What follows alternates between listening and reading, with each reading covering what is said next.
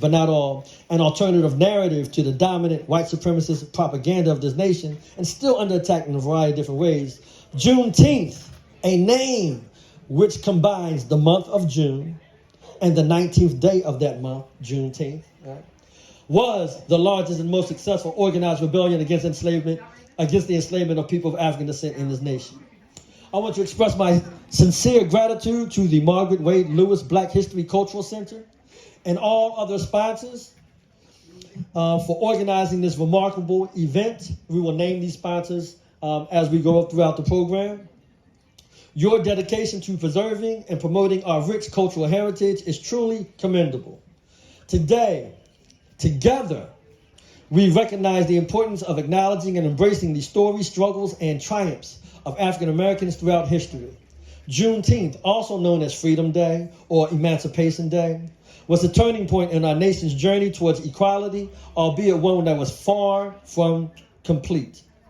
Today, as we gather here in New Paltz, we reflect more on celebrating the progress that we have made as a foundation for how we must engage the challenges that lie beyond, those challenges that lie ahead, those challenges that we will overcome, because as we walk through the world with a victorious consciousness.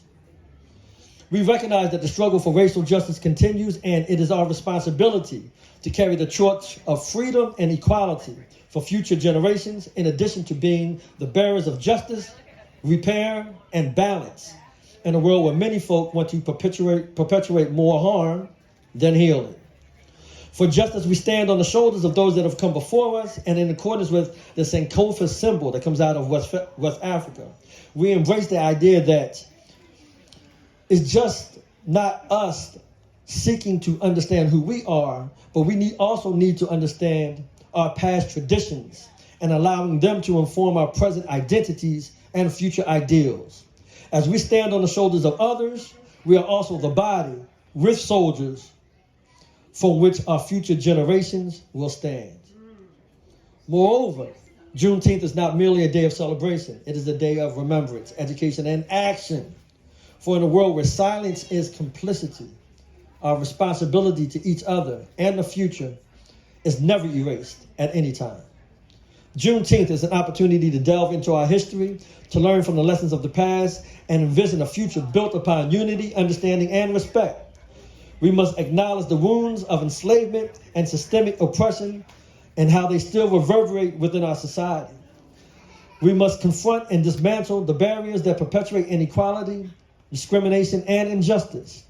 It is our duty to foster an inclusive community that embraces Black folk as we embrace the diversity of the citizens of New Paltz and the world, to ensure that every person has an equal opportunity to succeed.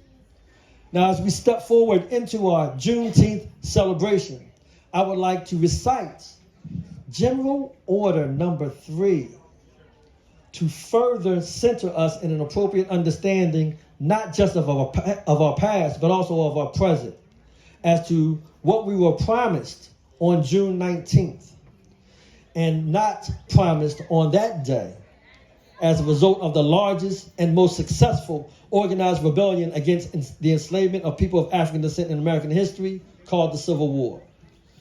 This general order is short. This general order number 3 stated, the people are informed that in accordance with the proclamation from the executive of the United States, all slaves are free. This involves an absolute equality of personal rights and rights of property between former masters and slaves, and the connection heretofore existing between them become that between employer and hired labor. The freed are advised to remain at their present homes and work for wages. They are informed that they will not be allowed to collect at military posts and that they will not be supported in idleness either there or elsewhere. That was the proclamation.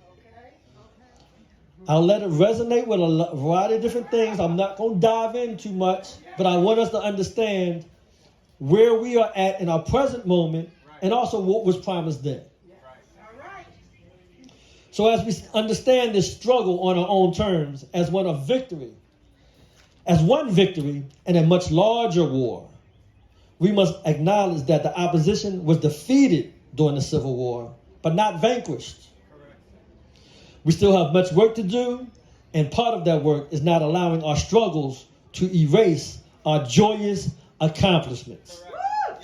So let's, everybody, 3 times, let's say Happy Juneteenth. Happy